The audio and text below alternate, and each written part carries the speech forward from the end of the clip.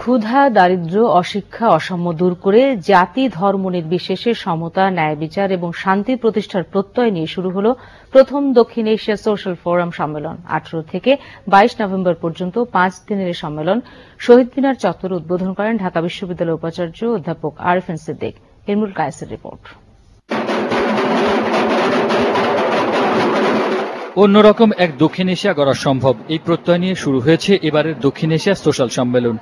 আয়োজকদের দাবি, সম্মেলনে দক্ষিণ এশিয়া সহ ইউরোপ এবং ল্যাটিন আমেরিকার 10,000-এর বেশি প্রতিনিধি এতে অংশ নিয়েছে। সরকারের বাইরে এই অঞ্চলের জনগণের মধ্যে শক্তিশালী যোগাযোগ গড়ে তোলাই সম্মেলনের লক্ষ্য বলে জানালেন প্রতিনিধিরা।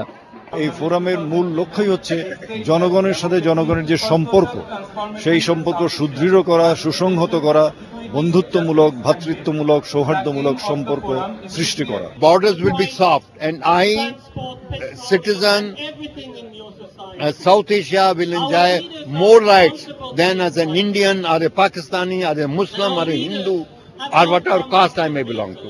So this is to transcend the caste, this is to transcend the religion, this is to transcend the borders.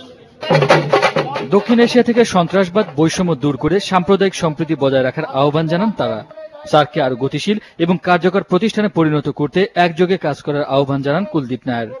We should elect another legislature parliament, and that is South Asia Parliament, and that will be of the people. এ অঞ্চলে গণতন্ত্র এবং মানবাধিকার প্রতিষ্ঠার মধ্য দিয়ে শক্তিশালী এবং উন্নত একটি অর্থনৈতিক জোন গড়ে উঠবে বলে আশা করেন কুলদীপ নায়ার। ইমরুল কায়েস, বাংলা ভিশন, ঢাকা।